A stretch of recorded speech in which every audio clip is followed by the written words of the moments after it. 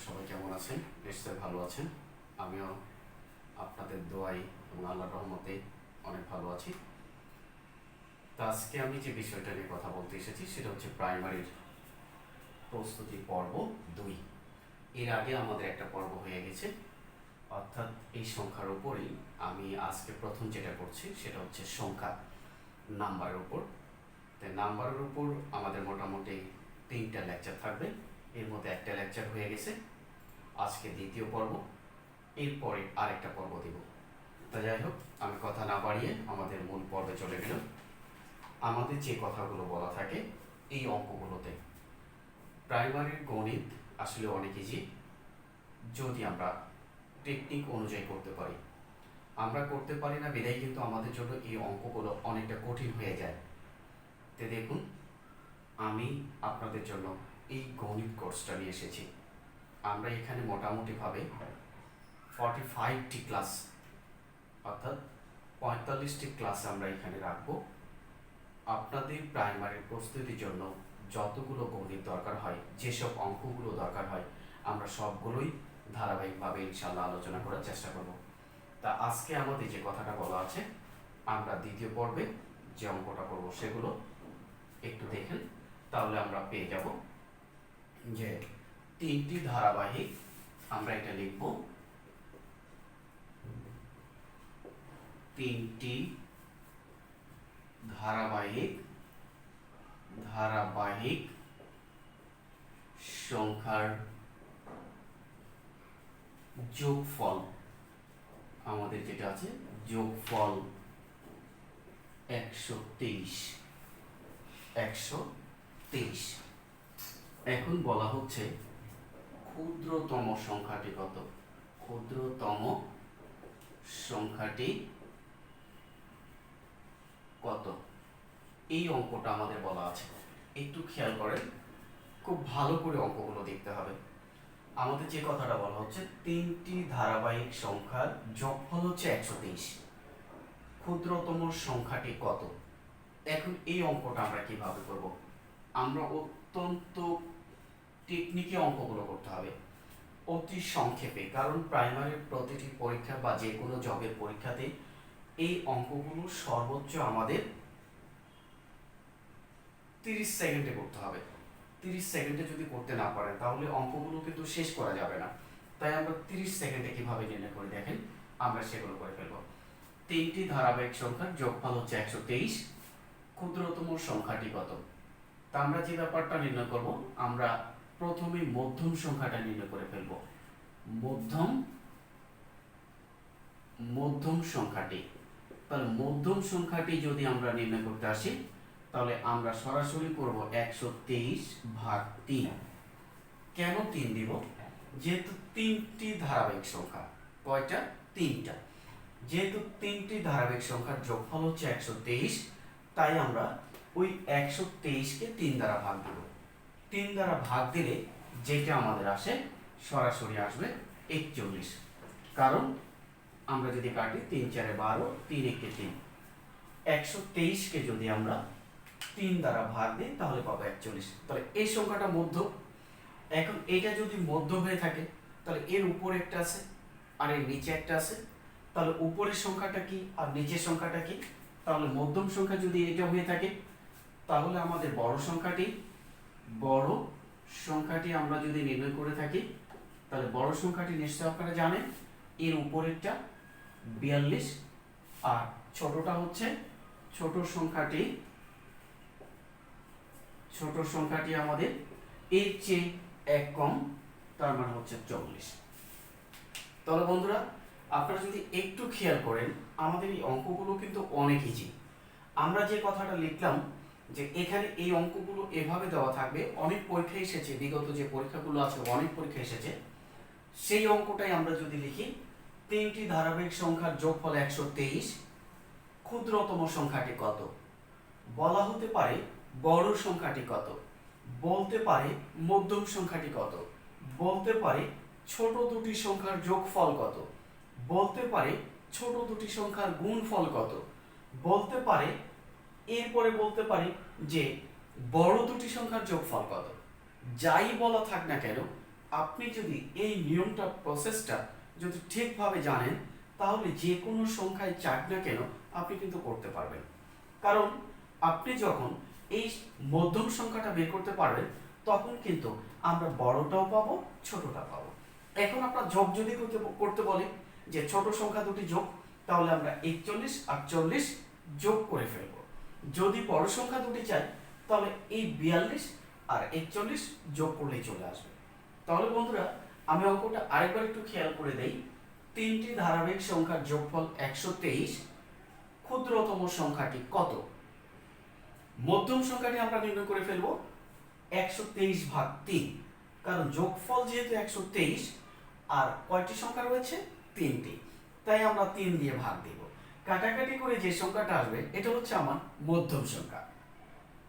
তাহলে মধ্যম সংখ্যা যখন চলে আসে তখন বড় সংখ্যাটা হচ্ছে এর চেয়ে 1 বেশি হচ্ছে বড় সংখ্যাটা, এর চেয়ে 1 হচ্ছে ছোট সংখ্যাটা। বন্ধুরা নিশ্চয় ক্লিয়ার?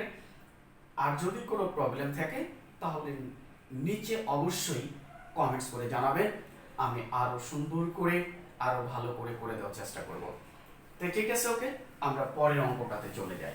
পরের অঙ্কটা কি বলছে? এইরকমই সেম অঙ্কটাই আমরা দেখব। পরে যে অঙ্কটা বলছে,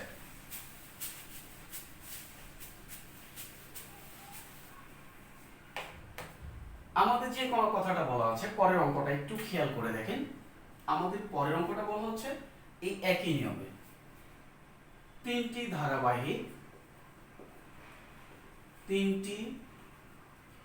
ধারাবাহিক সংখ্যার গুণফল 120। সংখ্যা তিনটি কি কি? সংখ্যা তিনটি আমরা যদি বের করতে যাই তাহলে বলবো সংখ্যা তিনটির সমষ্টি কত? আমাদের এটা বলা আছে সমষ্টি কত। তাহলে দেখুন আমরা একই নিয়মের অঙ্ক কিন্তু একটু টেকনিকটা আলাদা দেওয়া আছে। তিনটি ধারাবাহিক সংখ্যার গুণফল হচ্ছে 120। আগেরটা কি ছিল? যোগফল। এখন কি বলছে? গুণফল। সংখ্যা তিনটির সমষ্টি কত? তো এখন ব্যাপার হচ্ছে তিনটি ধারাবাহিক সংখ্যার গুণফল যদি আসে তাহলে আমরা কিভাবে করি? যোগফল যদি থাকে তাহলে কিভাবে করব? সেই যোগফলটা তো আমরা দেখলাম। এরপরে সংখ্যা তিনটিকে সমষ্টি বলছে। তাহলে বন্ধুরা আমরা যদি একটু খেয়াল করে ফেলি তাহলে আমরা কি পাবো? তিনটি সংখ্যার গুণফল কিন্তু বলা আছে। তিনটি সংখ্যার গুণফল আমরা কিভাবে নেব? তিনটি ধারাবাহিক, এখানে কিন্তু এলোমেলো কথাটা বলা নাই। সবচেয়ে ইম্পর্টেন্ট যে কথাটা সেটা হচ্ছে এইটা, ধারাবাহিক হতে হবে। ধারাবাহিক যদি হয় তখন আমরা কিভাবে করব? যেমন আমাদের ধারাবাহিক সংখ্যাগুলো কি কি? আমরা বলতে পারি 1 2 3, বলতে পারি 2 3 4, বলতে পারি 3 4 3 4 5, বলতে পারি 4, বলতে পারি 4 5 6। এগুলো কিন্তু ধারাবাহিক। আমি কিন্তু সেভাবে লিখেছি, দেখুন 1 2 3 2 3 4 3 4 5 4 5 6। আমি কিন্তু কোনোটাই বাদ দিই না, সবগুলো এসেছে আমাদের। যেমন এই তিনটা 1 2 3 এটা ধারাবাহিক হতে পারে, 3 4 5 এটা ধারাবাহিক হতে পারে, 4 5 6 এটা ধারাবাহিক, 2 3 4 এটা ধারাবাহিক। তো এখন আপনি দেখে ফেলুন, এভাবে 2 3টা লেখার পরে দেখবেন যে অবশ্যই মিলে গেছে। আপনি যদি এই তিনটা গুণ করেন দেখেন 3 2 6, 3 2 6, 3 4 কত আসে? 12 আসে। 3 4 12, 5 12 কত আসে? 60 আসে। 4 5 20, 6 20 কত হয়? 120। বন্ধুরা তাহলে একটু খেয়াল করে দেখেন যে আসলে কত বলছে? 120। আমাদের মিলেছে? অবশ্যই মিলে যাবে। যদি মিলে যায় তখন আমরা কি করব? কারণ আমাদের এখানে যে সংখ্যাটা দেওয়া থাকবে অবশ্যই আমাদের এইরকম ভাবে 2 3টা যখন নেব এমনিতেই সংখ্যাগুলোর গুণফল মিলে যাবে, কারণ আমাদের গুণফলের কথা বলা আছে। যদি গুণফলের কথা বলে তাহলে আমরা দেখুন যে এখানে গুণফল, এখানে তিনটা ধারাবাহিক সংখ্যা 1 2 3 নিয়ে আমার গুণ করে 6 হয়েছে, 2 3 4 গুণ করে আমার 12 হয়েছে, 3 4 5 গুণ করে আমার 60 হয়েছে, 4 5 6 গুণ করে আমার 120। তাহলে নিশ্চয়ই আমাদের সংখ্যাটা কত আছে 120, তাহলে আমরা এখানে পেয়েছি 120। এখন কি বলেছেন তিনটা সংখ্যা, ওই যে তিনটা সংখ্যা পেলাম এই দুটো যোগফল কত, তিনটার যোগফল কত, তাহলে আপনারা দেখেন 5 আর 4 9, 9 আর 6 15। আপনারা এই তিনটা সংখ্যা যোগ করে ফেলেন, দেখবেন যে 15 চলে আসছে আমাদের এই সংখ্যাগুলো যোগফল করে। তাহলে এই কথাটাই বলা আছে আমাদের এই অঙ্কগুলোতে। তাহলে আমরা কিভাবে দেখলাম যে তিনটি ধারাবাহিক সংখ্যার গুণফল 120। এখন বলা হচ্ছে সংখ্যা তিনটির সমষ্টি কত। বলা থাকতে পারে বড় সংখ্যাটি থেকে ছোট সংখ্যাটি বিয়োগ করলে কত হতে পারে, বলা থাকতে পারে ছোট সংখ্যা দুটির গুণফল কত, বলা থাকতে পারে বড় সংখ্যা দুটির গুণফল কত। আবার এই কথাটা একটু যদি টেকনিকে বলা থাকে যে বড় সংখ্যা দুটি লসাগু কত, বলা থাকতে পারে ছোট সংখ্যা দুটির লসাগু কত। যে কোনো ওয়েতেই বলা থাক না কেন, যদি আপনি বের করতে পারেন, আপনি লসাগু গসাগু যোগফল বিয়োগফল গুণফল যা বলুক না কেন আপনি সবগুলো পারবেন। এটাই হচ্ছে আমাদের সেই টেকনিকটা। তাহলে আমরা কি দেখলাম, তিনটি ধারাবাহিক সংখ্যার গুণফল 120, সংখ্যা তিনটির সমষ্টি কত। তাহলে আমরা তিনটি ধারাবাহিক সংখ্যাগুলো 1 2 3 6 আসবে, 2 3 4 12 আসবে, তারপরে 3 4 5 আমাদের 60 এসেছে, 4 5 6 আমরা গুণ করে 120 পেয়েছি। তাহলে এই তিনটা সংখ্যা হচ্ছে আমাদের সেই তিনটা সংখ্যা যেগুলো গুণ করে আমাদের 120 এসেছে। এখন আমরা এই তিনটা সংখ্যায় কি করব, তিনটা সংখ্যার যোগ করলে আমাদের যে মানটা আসবে এটাই হচ্ছে আমাদের অ্যান্সারটা। এই অঙ্কটা অনেক পরীক্ষায় এসেছে, এই অঙ্কটা সবচেয়ে বেশিবার এই অধ্যায় থেকে এই সংখ্যাটাই অর্থাৎ এই অঙ্কটা অনেক পরীক্ষা এসেছে। Bangladesh bank, BCS, cadre, non cadre যত পরীক্ষাগুলো আছে সব পরীক্ষায় আমাদের এই অঙ্কটা আছে। মোটামুটিভাবে এই অঙ্কটা যদি একটু ভালোভাবে করে যান তাহলে দেখবেন নিশ্চয়ই এইরকম অঙ্কগুলো সংখ্যা অঙ্ক থেকে আমাদের অঙ্ক একটা দুটো অনেক সময় তিনটাও থাকে, আমাদের এই অঙ্কগুলো অবশ্যই পরীক্ষায় কমন থাকবে বন্ধুরা। তাহলে নিশ্চয়ই এই অঙ্কগুলো করতে হবে অনেক ভালো করে, বিশেষ করে এই অঙ্কটা অনেক পরীক্ষায় যেহেতু এসেছে সেহেতু আমাদের ভালো করে করতে হবে। তো ঠিক আছে, আমরা এর পরের অঙ্কগুলোতে চলে যাই। আমাদের পরের অঙ্কটা কি বলছে, আমাদের পরের অঙ্কটা যে কথাটা বলছে সেই অঙ্কটা হচ্ছে এখানে আমরা যদি একটু দেখি, তিনটি ধনাত্মক সংখ্যার দ্বিগুণের সাথে দ্বিগুণের বর্গের সাথে সঙ্গে 15 যোগ করলে যোগফল 415 হয়, সংখ্যাটি কত। তাহলে এখানে আমাদের যে সংখ্যাটা বলছে, প্রশ্ন হচ্ছে একটি ধনাত্মক সংখ্যার দ্বিগুণের বর্গের সঙ্গে 15 যোগ করলে 415 হয়, সংখ্যাটি কত। তাহলে আমরা লিখে ফেলি একটি ধনাত্মক সংখ্যার দ্বিগুণের, একটি ধনাত্মক সংখ্যার দ্বিগুণের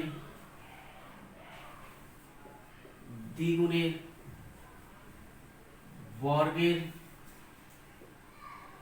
সঙ্গে 15 যোগ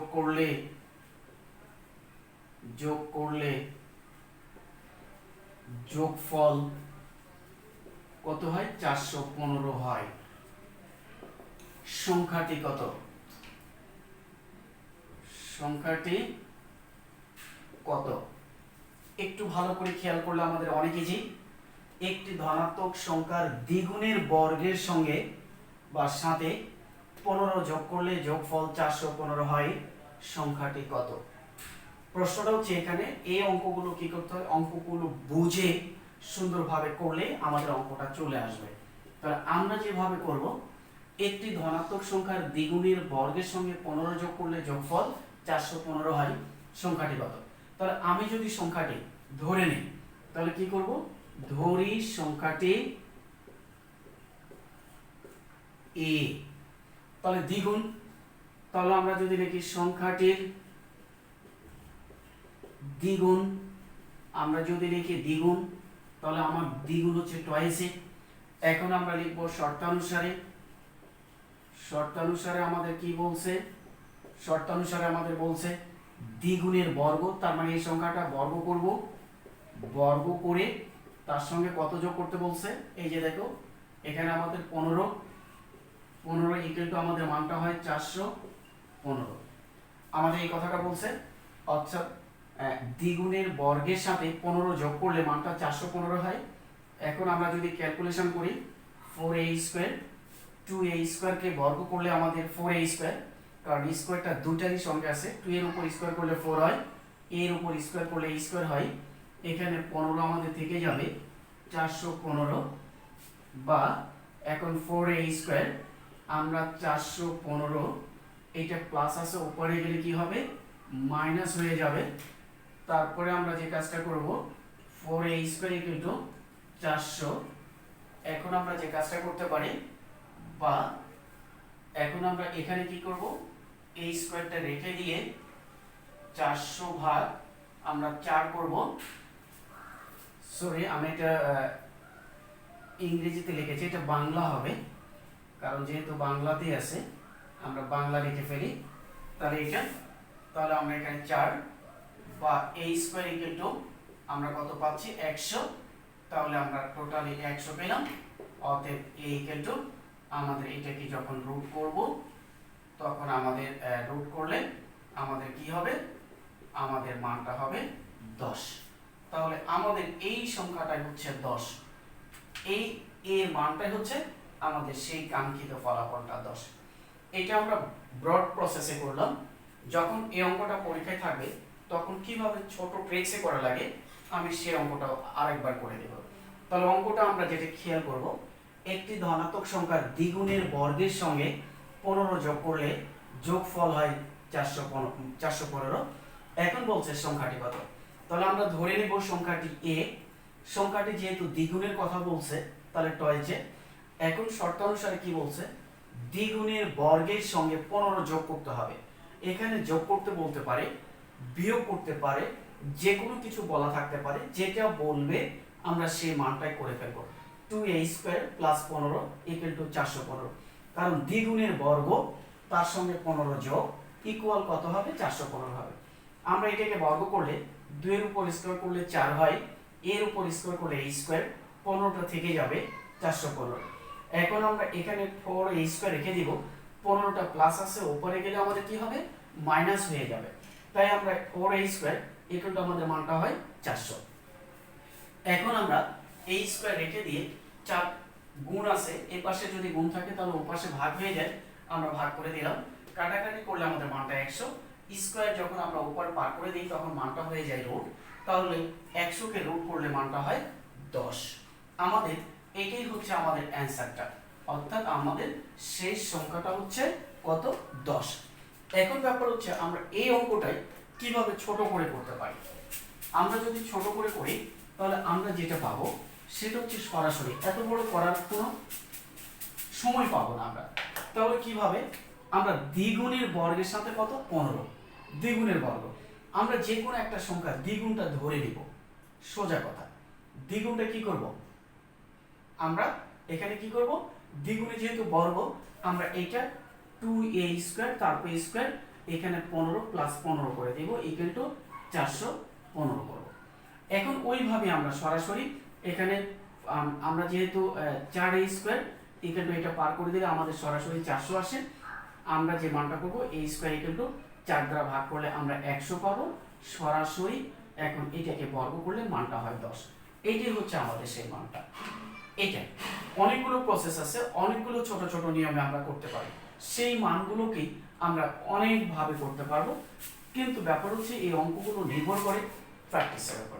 যেমন এই অঙ্কটা আরেক নিয়ম যদি করি, এখানে যদি যোগ থাকে তাহলে এখানে বিয়োগ করে দিব, তাহলে 415 এখানে যোগ বলছে, যোগ করলে বিপরীত অর্থাৎ বিয়োগ, তাহলে আমার মানটা কত আসবে 400। এখন সরাসরি দ্বিগুণের বর্গ, যদি বর্গ কথাটা বলা থাকে তাহলে দ্বিগুণের বর্গ করলে কত হয় 4, দেখুন তাহলে 100। তাহলে 100কে আমি যেহেতু বর্গের কথা বলছে, আবার বর্গকে আমরা যখন এটা রুট করব তাহলে মানটা হবে আমাদের 10। এইভাবে আমরা সেই মানগুলো বের করে নিতে পারি, অর্থাৎ অনেক প্রসেসে অঙ্কগুলো করা যায়। তো এখন ব্যাপার হচ্ছে সবচেয়ে বড় যেটা নিয়ম, অর্থাৎ যেটা আমাদের সবচেয়ে মনে থাকে, অঙ্কগুলো ছোট ছোট এই নিয়মগুলো আপনাদের সবসময় এগুলো নির্ভর করবে আপনাদের প্র্যাকটিসের উপর। আপনারা যত বেশি প্র্যাকটিস করবেন এই অঙ্কগুলো তত বেশি হবে। যদি প্র্যাকটিস না করেন তাহলে কিন্তু মনে থাকবে না। আর সবচেয়ে বড় যেটা আমি করে দিলাম বড় ব্রড অঙ্ক, অর্থাৎ বড় নিয়মে যে অঙ্কটা করাইলাম সেইটাই নিয়মে যদি আপনারা করেন তাহলে অঙ্কটা একবারে আমাদের ক্লিয়ার হয়ে যাবে। এরপরে আমরা যে অঙ্কটা দেখব, এর পরের অঙ্কটা আমরা যদি আসি তাহলে পরের অঙ্কটা বলছে এখানে একটা কথা, যত তত, যদি কোনো অঙ্কে যত তত বলা থাকে, কোন অঙ্কে যত তত বলা থাকবে, তাহলে কি করব, সরাসরি যে দুটো সংখ্যা থাকবে যত যোগ তত ভাগ 2, সরাসরি আমাদের চলে আসবে যত যোগ তত ভাগ 2, এই মানটা আমাদের যদি করি তাহলে অঙ্কটা চলে আসবে। এটি হচ্ছে সূত্র, আর অন্য কিছু না। তাহলে আমরা দেখে ফেলি, এই অঙ্কটা বলা আছে একটি সংখ্যা 650 হতে যত বড় 820 হতে তত ছোট, সংখ্যাটি কত। তাহলে আমরা দেখি, একটি সংখ্যা আমাদের কত বলছে, 650 হতে যত বড় 800, আমাদের কত বলছে 820 হতে তত ছোট, সংখ্যাটি কত,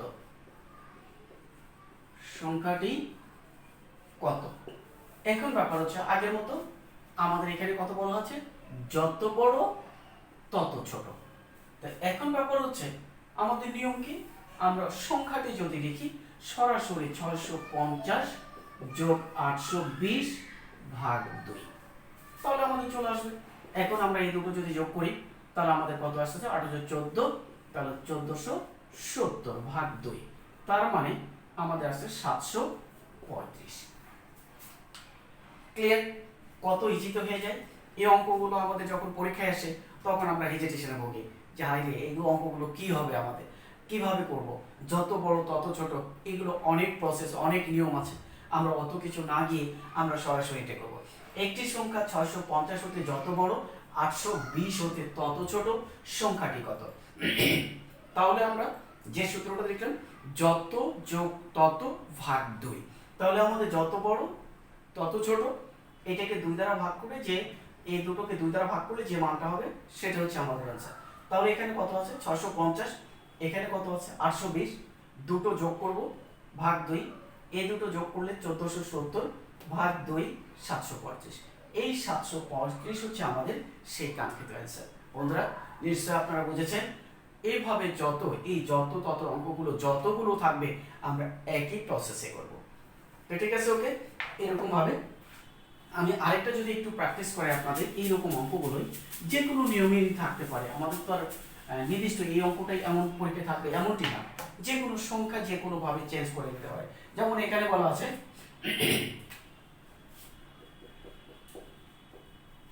একটি সংখ্যা 301 হতে যত বড় 801 হতে তত ছোট, সংখ্যাটি কত, তাহলে আমরা এই অঙ্কটি যদি করি, আগের অঙ্কই, এটা নতুন কোনো নিয়ম না, আমাদের একবারই সরাসরি 301 প্লাস 801 ভাগ 2, তাহলে আমাদের কত আসে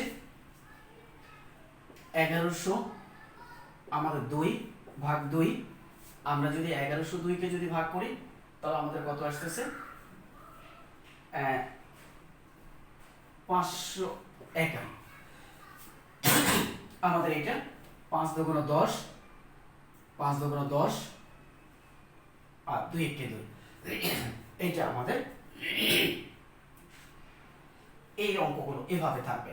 তাহলে আমরা এটা পাবো, কারণ আমরা এটা যদি যোগ করি তাহলে 1 এর 1 এ 2, 0 0 8 আর 3 11, এটাকে আমরা 2 দ্বারা ভাগ করলে আমাদের এই মানটা 551 হবে।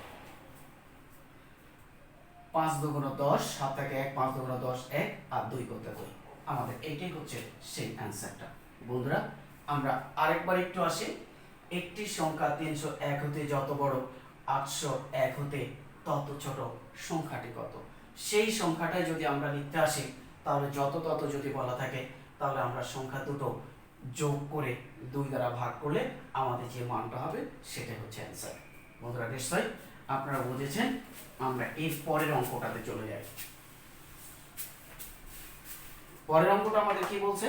এখানে বলছে একটি সংখ্যার 3 গুণের সাথে দ্বিগুণ যোগ করলে 90 হয়। তাহলে আমাদের অঙ্কটা বলছে কি, একটি সংখ্যার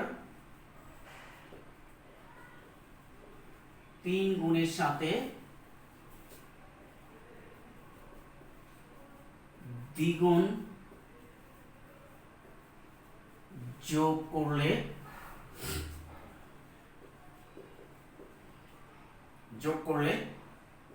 90 হয়। সংখ্যাটি কত?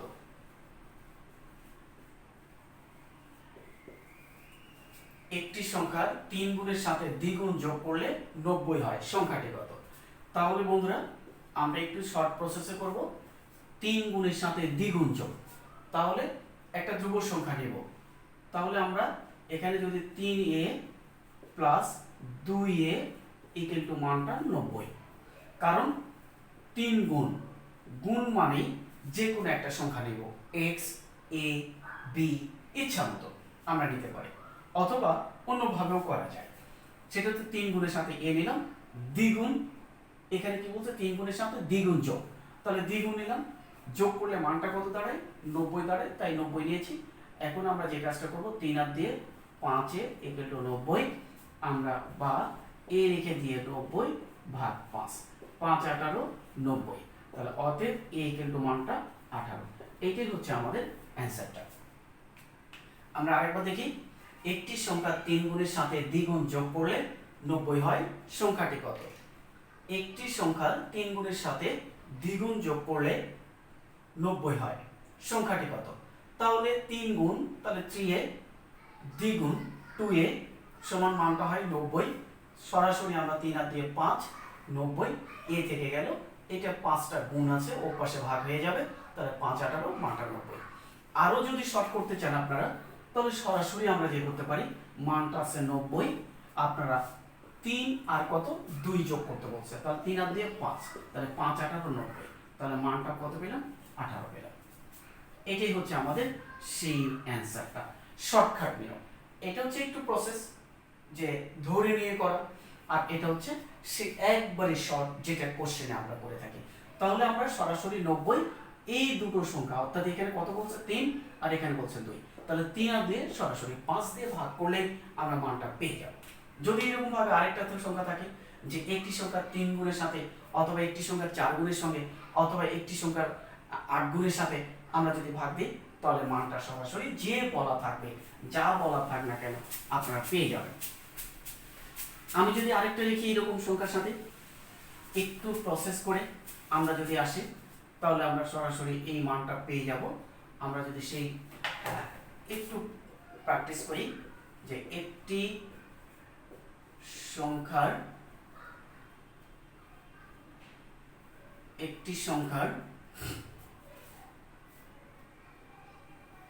5 গুণের সাথে 5 গুণের সাথে 5 গুণের সাথে দ্বিগুণ যোগ করলে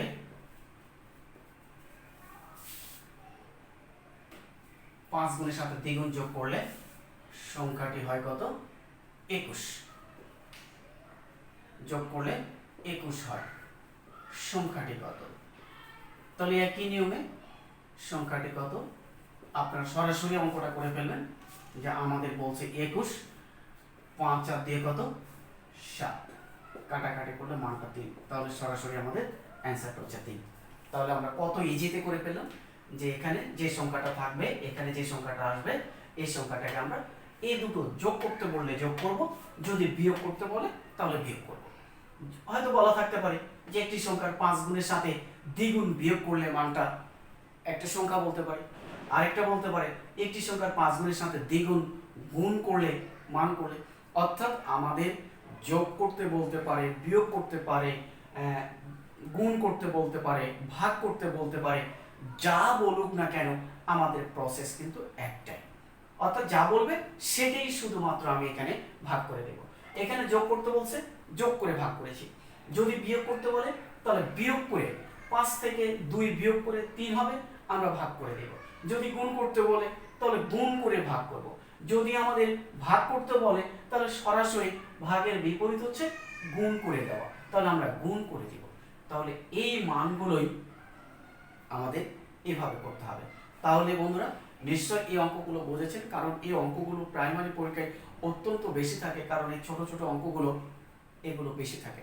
আর প্রাইমারি যে অঙ্কগুলো আসলে এগুলো এতটা সহজ না, যদি আপনারা প্র্যাকটিস না করেন তাহলে পরীক্ষার হলে দেখবেন এই 20টা অঙ্ক থাকে, এই 20টার মধ্যে দেখবেন যে 10টা থেকে 12টা করেছেন, বাকিগুলো কিন্তু ছেড়ে আসছেন। আর যদি ছেড়ে আসেন তাহলে মনে করবেন যে অঙ্কগুলো আপনার হাতছাড়া হয়ে যাবে।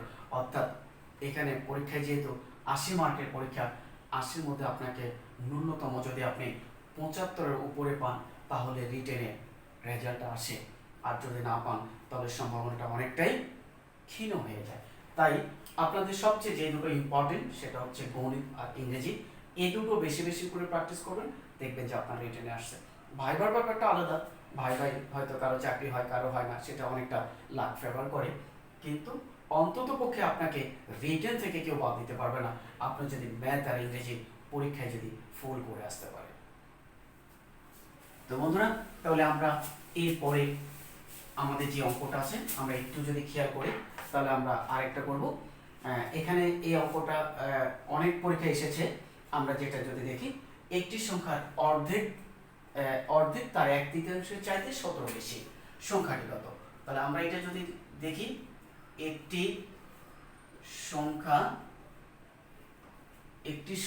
অর্ধেক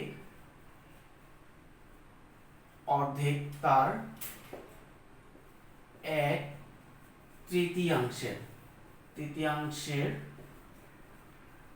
চাইতে 17 বেশি, সংখ্যাটি কত? অনেক ইজি আমাদের। তাহলে একটি সংখ্যার অর্ধেক তার 1/3 চাইতে কত বেশি?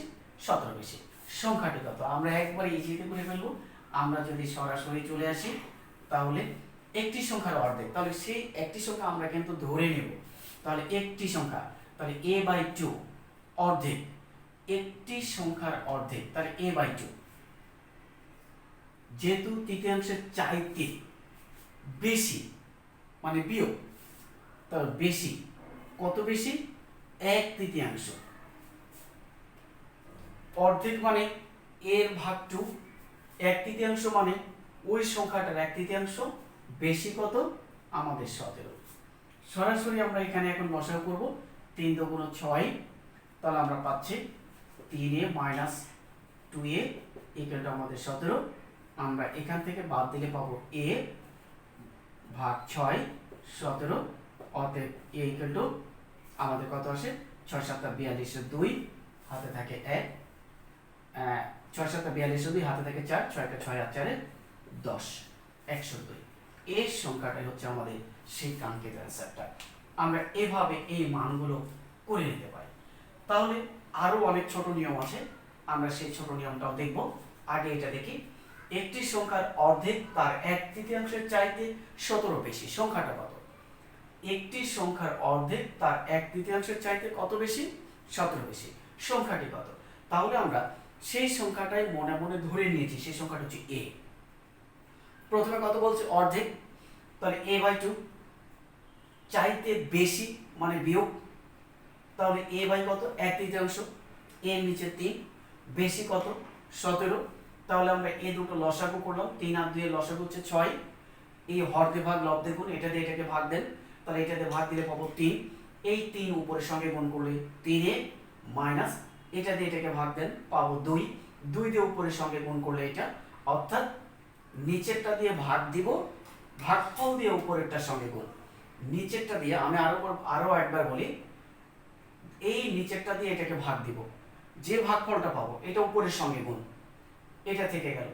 এই নিচেরটা দিয়ে এই লসাগুকে ভাগ দিব, যেটা পাবো এটা উপরের সঙ্গে গুণ, দেওয়ার পরে এটা যা আছে তাই। এখন এটা থেকে এটা বিয়োগ দেন, তাহলে কত পাবো? এ পাবো। 6 থেকে যাবে, এটা 17। এটা যেহেতু উপরের সংখ্যা, তাহলে এ থেকে যাবে, এটা সরাসরি আর গুণ 6 17 102। এটা হচ্ছে আমাদের সে অ্যান্সারটা। নিশ্চয় বুঝেছেন। এরপরে আমরা যদি সংক্ষেপে নিয়মটা আসে, সেই সংক্ষেপ নিয়মটা হচ্ছে এটা, অন্য কিছু দরকার নেই। এখানে কত বলছে? অর্ধেক। অর্ধেক মানে আমরা ধরে নিব যে এখানে 1 এ 2, মানে এখানে পাচ্ছি আমি 2, অর্ধেক মানে আমি 2 নিব, আর তৃতীয়াংশ মানে কত? 3। এই দুটো সংখ্যা লসাগু করে যে মানটা আছে এর সঙ্গে সরাসরি আমরা গুণ দিয়ে দিব। তাহলে 17 গুণ 3 দুগুণে কত? 6। তাহলে 6 17 102। এটাই হচ্ছে আমাদের সেই অ্যান্সারটা। যখন পরীক্ষার হলে করব তখন আমরা সরাসরি এখানে অর্ধেক, অর্ধেক মানে আমরা 2 নিব, তৃতীয়াংশ মানে আমরা 3 নিব, এই দুটো সংখ্যা লসাগু করে যে মানটা পাবো, এই দুটো লসাগু করে যে মানটা পাবো সরাসরি আমরা ওটার সঙ্গে গুণ দিলে এইটা আসবে। কিন্তু আবার আরো একটা ব্যাপার হচ্ছে, যদি এই অর্ধেক, অর্ধেক আর তৃতীয়াংশ দুটো কাছাকাছি থাকতে হবে। যদি আমাদের পরের সংখ্যাটা না হয় তাহলে কিন্তু আর আসবে না, তাহলে কিন্তু আলাদা হয়ে যাবে। এখানে অর্ধেক আছে, এখানে যদি 1/4 হয় তাহলে কিন্তু এই নিয়ম আসবে না, তাহলে আমাদের এই নিয়মটাই করতে হবে। কারণ এটা হচ্ছে, এই নিয়মটা শুধু প্রযোজ্য সেখানেই, অর্থাৎ অর্ধেক তৃতীয়াংশ, অর্থাৎ এই দুটো এর মাঝে কোনো সংখ্যা থাকা যাবে না। এই অর্ধেক আর তৃতীয়াংশ এর মাঝে কোনো সংখ্যা যদি থাকে তাহলে কিন্তু এই লসাগু দিয়ে এটাকে গুণ করলে হবে না, অঙ্কটা ভুল হয়ে যাবে। কারণ যেহেতু ওর মাঝে আরো সংখ্যা থাকলে আমাদের মানটা চলে আসে, তাহলে ওইটা হবে না।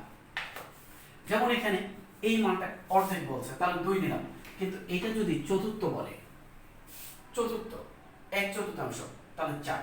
তাহলে আপনি এই দুটো লসাগু করে ওই নিয়মে করলে হবে না, কারণ এদের মাঝে একটা গ্যাপ আছে। 4 থেকে 2 বিয়োগ করলে 2 পাই, ওই 2 আবার কি করতে হবে?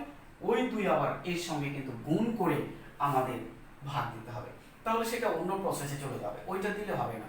আমরা আপাতত এই অর্ধেক আর তৃতীয়াংশ এই দুটো যদি কাছাকাছি থাকে তাহলে আমরা শুধুমাত্র এইটার সংক্ষেপটা করতে পারবো, আদারওয়াইজ আমরা এই নিয়মটাই টোটালি কমপ্লিট করব। তাহলে আমি এটা আরেকবার বলে দিই, যেহেতু অর্ধেক, আমরা মনে মনে একটা ধ্রুব সংখ্যা ধরে নিব a/2। একটি সংখ্যার অর্ধেক মানে, অর্ধেক মানে হচ্ছে হাফ, হাফের সঙ্গে আমি যখন a গুণ করব তখন a/2 হবে। 1/3 মানে a/3, বেশি মানে বিয়োগ 17, সেই এই 17 বেশি সেটা লিখব। এই দুটো লসাগু করব, এটা দিয়ে এটাকে ভাগ দিয়ে যেটা পাবো উপরের সঙ্গে গুণ করব, মাইনাস এটা দিয়ে এটাকে ভাগ করলে যা পাবো সেটা উপরের সঙ্গে গুণ করব, করে এটা হবে, এটা থেকে যাবে, এটা থেকে এটা যদি বাদ দিই তাহলে মানটা আমি a পাবো, 6 থেকে যাবে, এই 6টা উপরের সঙ্গে আমরা আর গুণ করে দিলে 102। এটাই হচ্ছে আমাদের অ্যান্সারটা।